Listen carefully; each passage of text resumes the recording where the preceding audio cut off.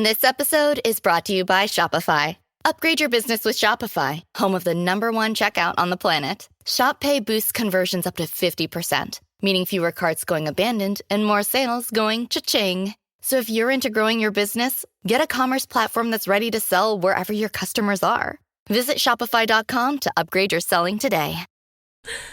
Hi everyone, welcome to my channel. I'm Amber Akilla.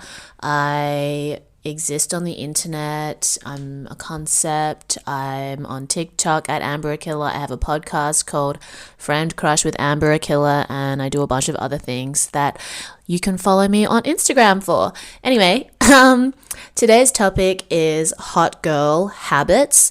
I want to preface this by saying that I don't think that my content is designed to be aspirational, in the sense that this is not for you to be more like me. It's for you to be more yourself. So even if we have different life goals, we have different interests, I feel like everybody can benefit from trying to incorporate these habits into their lives, or, just being mindful and intentional about some of the practices that they have. Because when you can ground yourself and connect with yourself, then you are able to make choices with more awareness and intention, and just navigate and respond to life in a way that you wouldn't, I feel, because life is like so chaotic. We're all so chronically online. Not all of us, but a lot of us are. And I think that there are some people whose personality types or destiny is to be like clear-minded and to be naturally organized. And for other people like me who think very chaotically, very emotional, life can be really overwhelming. And I have gone through all different mental health phases in my life, and I still am very determined to live as authentically as I can, and, do the things that I enjoy, try and have a positive impact on the world, because I didn't ask to be born, so I may as well make the most of my time while I'm here. And I feel like, it can be really easy to get overwhelmed and feel helpless in your thought patterns, or feel really trapped in just your daily experience, you're living the same loop over and over, or you keep sort of making the same mistakes or having the same experiences, whether with friends, family, work, romance. It's the same shit over and over, and you don't know how to break out of these patterns. And I think that when you have grounding practices in your life, it means that you are able to respond better. Okay, it's not that you have to get rid of challenges, get rid of toxic people, or get rid of uncomfortable feelings, but your ability to process and your ability to respond in a way that's in service of your long-term goals, or your best self, your higher self, of you being hot and having fun. If you've listened to that particular podcast episode of mine, having these practices allows you to do that. Life is not about the absence of fear or of challenges. It's about your ability to be brave in spite of fear. It's your ability to navigate and move through challenges in a way that maintains your best interest, or that allows you to learn and to grow, rather than to feel helpless or victimized. These are all just different things that I think about. So for me, these habits are tried and tested hot girl habits for chaotic and crazy girls. This is obviously not gender specific and can apply to anyone, but obviously, I'm here for the girls and the gays. And I also want to say that these sorts of habits, to me, it's not like you do these things X amount of times and you get Y outcome. These are habits that don't have a quantifiable sort of impact on your life. It's things that help you to build discipline, and if you do them consistently, then you'll just kind of notice that you move a little bit different, that the impulse to respond in certain ways that maybe didn't work in your favor before, like that impulse is not as loud as before. And now you can sort of choose differently. And as a result, you're actually changing your reality and you're changing your self-concept. So let's get into it before I keep going on tangents. So first thing is meditation. I think that a lot of people continue to misunderstand or misrepresent what meditation is, and it has all these kind of like woo-woo connotations for some people.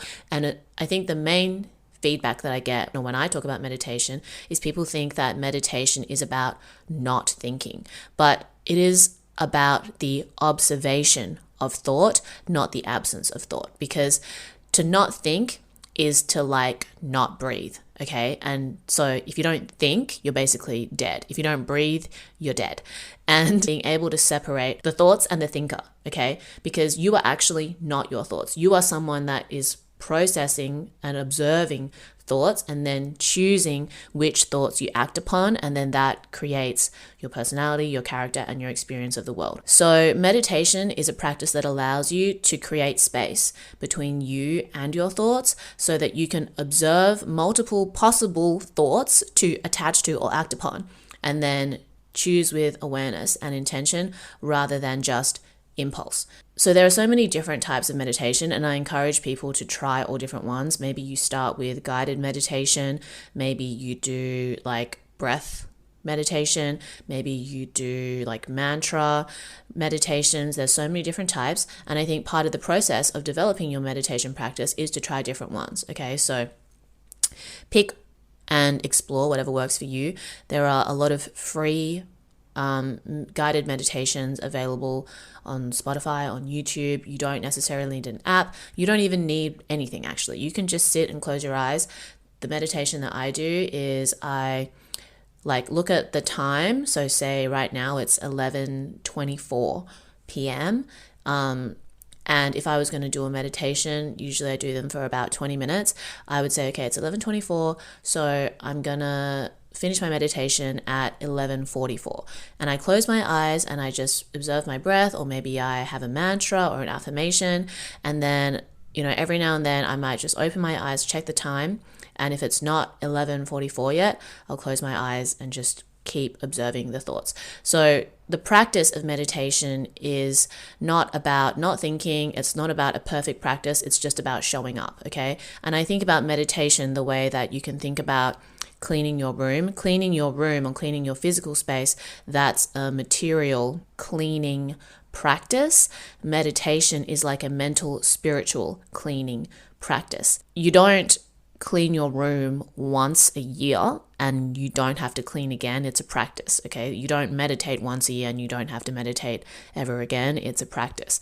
And there is no perfect way to clean a space necessarily. And sometimes the fact that you cleaned a little bit is better than not cleaning at all, right? And that's how you need to think about meditation when you're doing it. It's not supposed to necessarily feel good. Sometimes when you're going through a really hard time, meditation can bring up a lot of feelings, especially when you start doing it for the first time.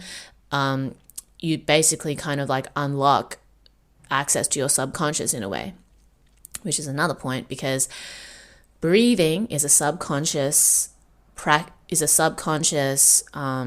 and so is thinking. Okay. So when you observe your breath, you're also basically observing your subconscious when you're observing your thoughts.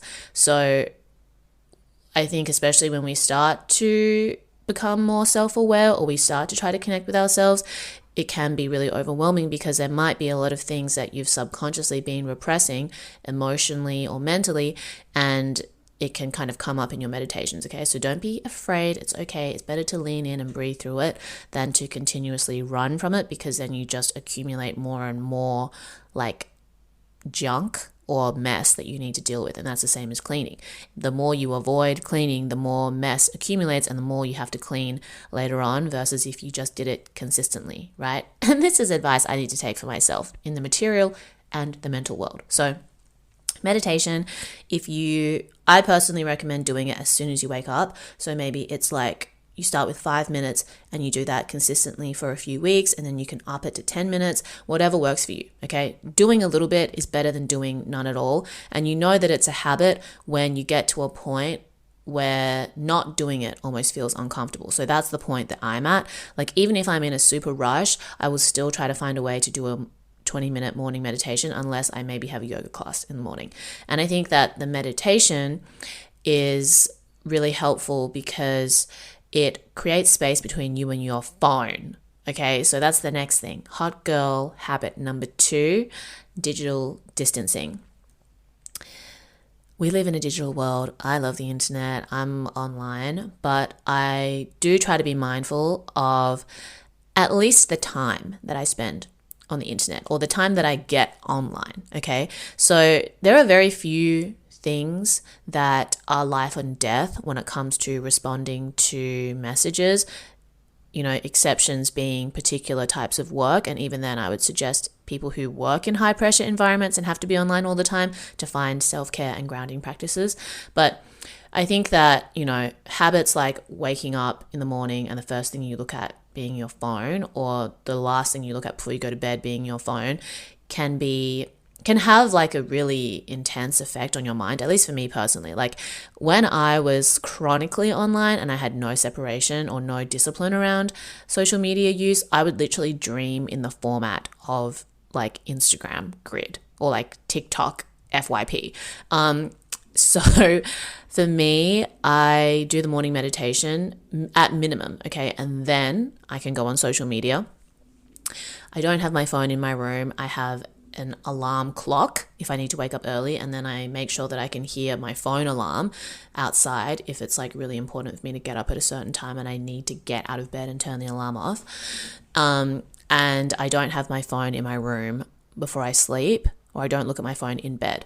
So worst case scenario is I'm on the couch looking at my phone, I put my phone down, then I go into my room and I read before I go to bed, or I like practice a little gratitude reflection for the day before falling asleep. So digital distancing, important.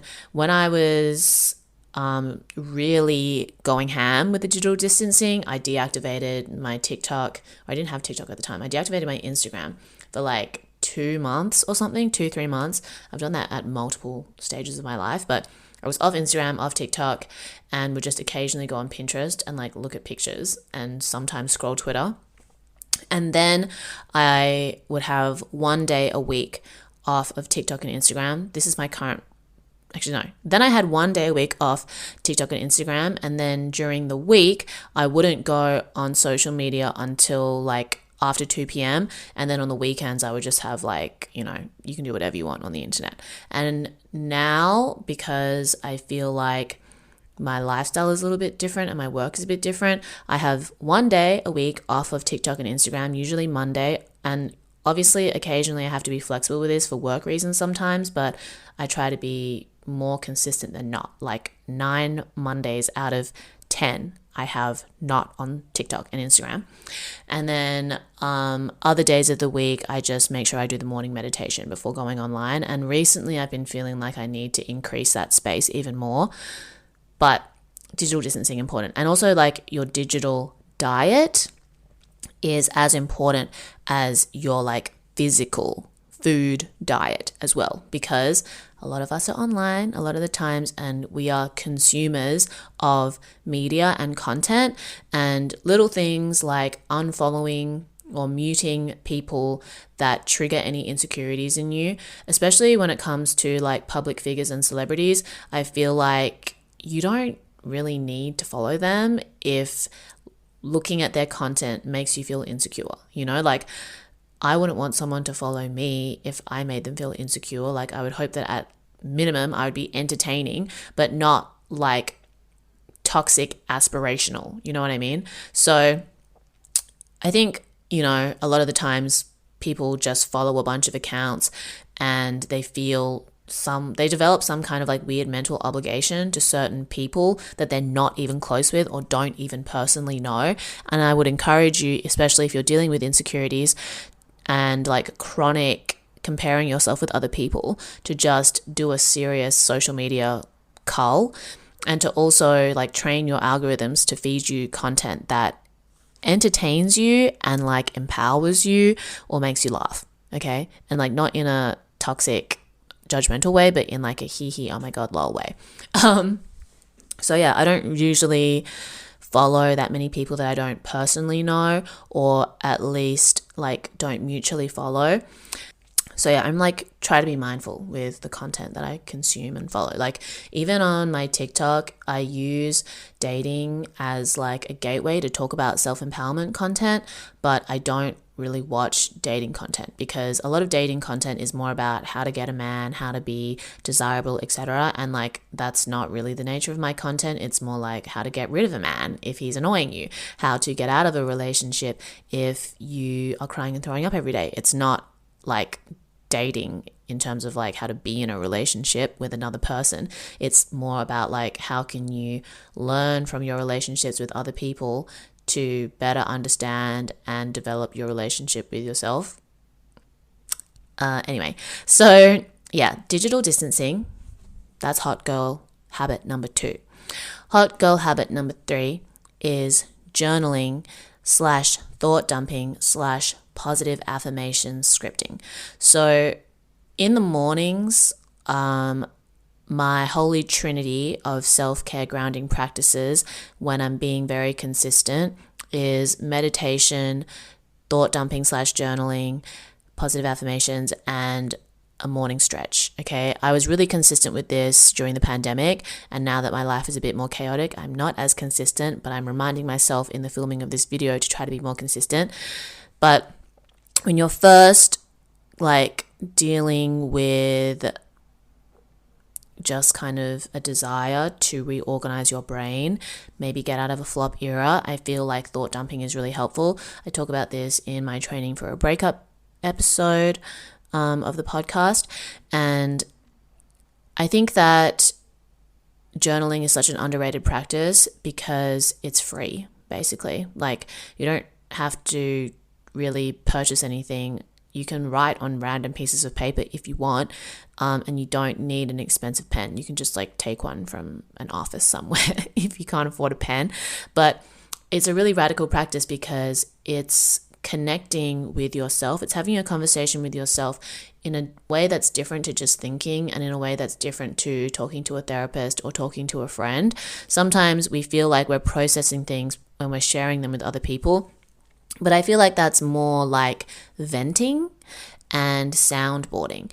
And when you thought dump, this is a practice of just stream of consciousness, writing down whatever comes to mind, no matter how unhinged it is.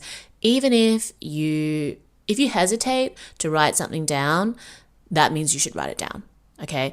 And it's about learning to relinquish judgment for your thoughts, similar to meditation, being able to observe them, being able to purge them so that you can have new ideas, you know? So for me, like working as a content creator, for me, creating content and working in the creative industry, I want to be able to have clarity of thought. I want to be able to come up with new ideas. And if I don't get rid of thoughts and, you know, ideas that weigh me down or create anxiety, I don't have as much space for new ideas and new possibilities to enter into my consciousness, okay, or to come out from my subconscious.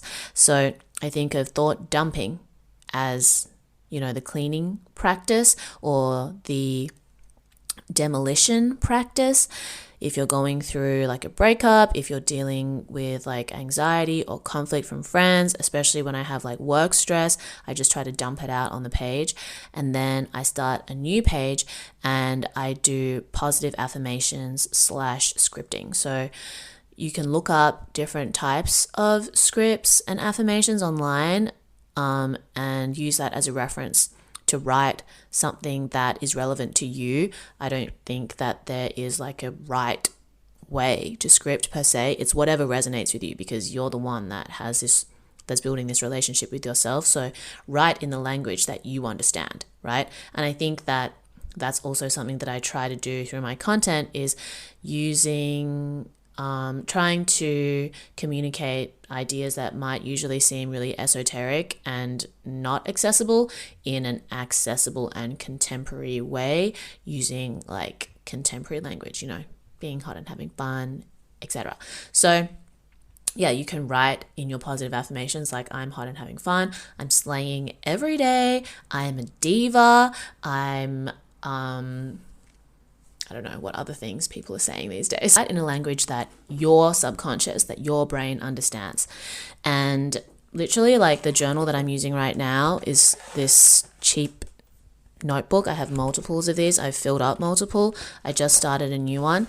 And yeah, I just write the date and thought dump, and then positive affirmations and scripting. And then another practice that I did recently was writing down a list of things I'm grateful for. So even when things seem like, a shit show, there are always things that you can practice gratitude for to ground you and remind you of the things that you've been lucky enough to receive, and to remind you that you are able to receive good things. Okay, you want to remind yourself of that when you feel like you've lost something, or when you feel like something is out of reach. Remember the things that are within reach. Okay, so it could be, I'm grateful for this journal that I'm writing in. I'm grateful for this glass of water that I'm drinking that keeps me hydrated. I'm grateful for this tan Hello Kitty headband that keeps my hair back when I'm doing my makeup or doing my nighttime routine. I'm grateful for, a delicious meal shared with friends. I'm grateful for the music that I listen to. I'm grateful for the abundance that I've experienced in my life. I'm grateful for the opportunities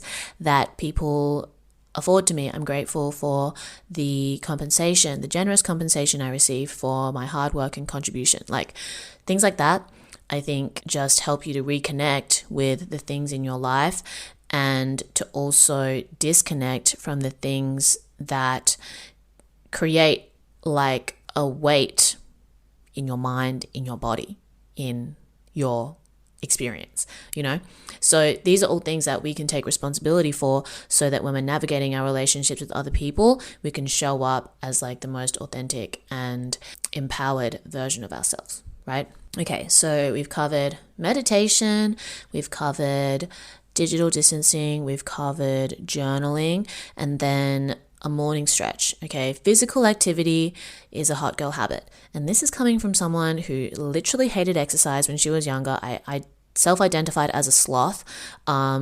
Everybody would affirm to me that I'm not good at sport. The only sport that I did do, which I'm grateful for when I was younger, was gymnastics, which improved my posture and my flexibility.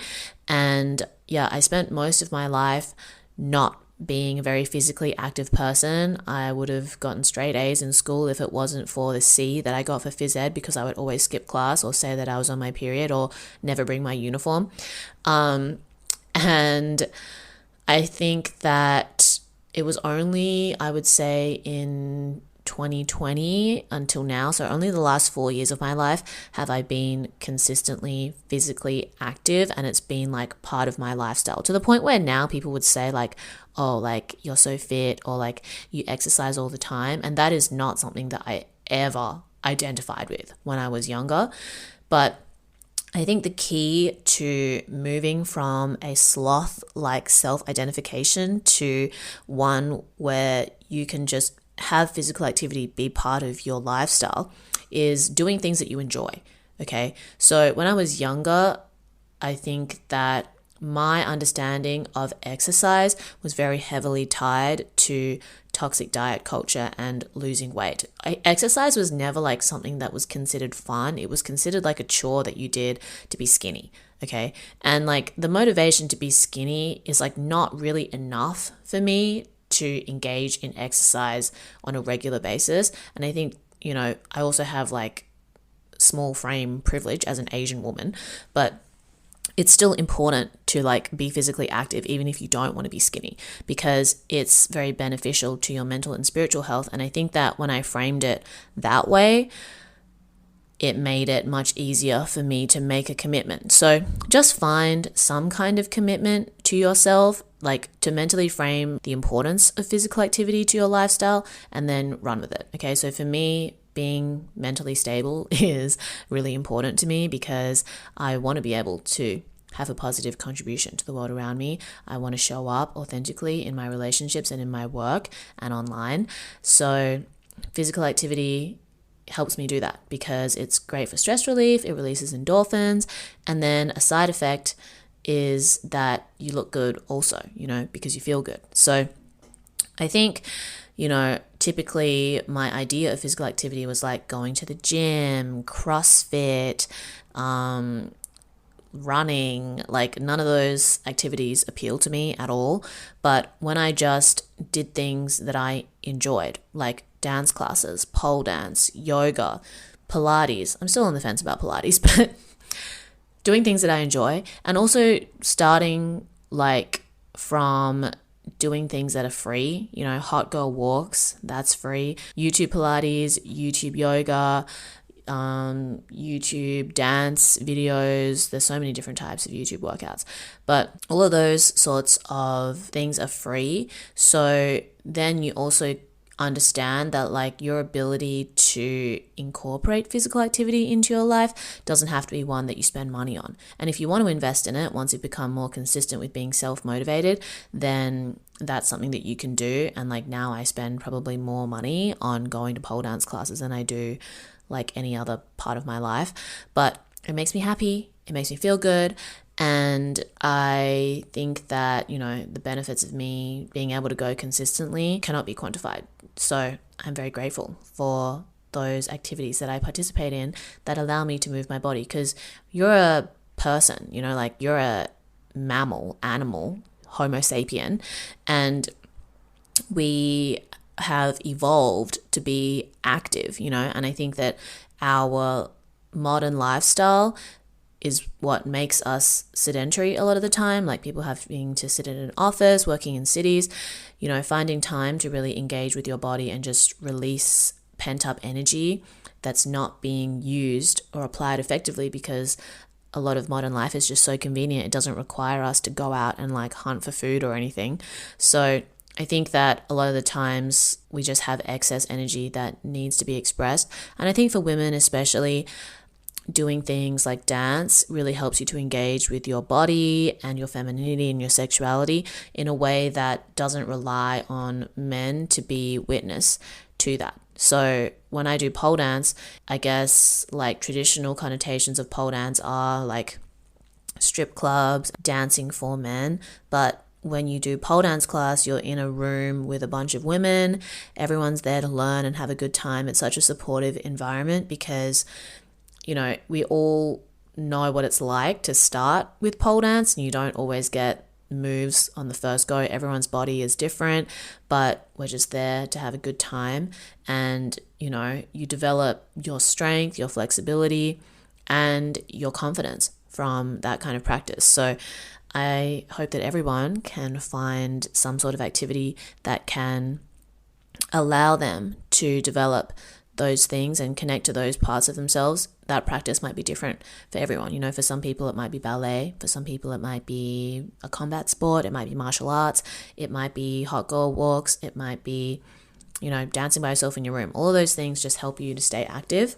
But yeah, I would say that those are the main hot girl habits. Then other things like drinking water, eating mostly whole foods, like limiting your intake of processed foods. You don't have to eliminate it. Limiting it, I think, is beneficial, and you can look up different ways to create healthy and cheap meals. It doesn't have to be expensive. Like I understand that for different people in different regions, getting fresh food or getting nutrient-dense food can be hard. There are a lot of really cheap and accessible ingredients that are nutrient dense if you do research and you don't feel like you have to incorporate like influencer superfoods and powders and pills and supplements. If you find that you're eating way more processed food than not, there are a lot of really simple recipes that you can start to prepare for yourself so that you're getting enough fiber, you're getting enough nutrients, and you'll just feel better overall when you're eating less processed food. I don't know if I could eliminate processed food because I love a treat. I love a sweet treat. But I think, just making sure that I'm eating like fruits, vegetables, whole grains, etc. Definitely is just better for like general well-being, Drinking enough water is also really important. I feel like I'm not drinking as much water as I could recently, and it's affecting my sleep and my concentration, which brings me to the final hot girl habit, getting enough sleep.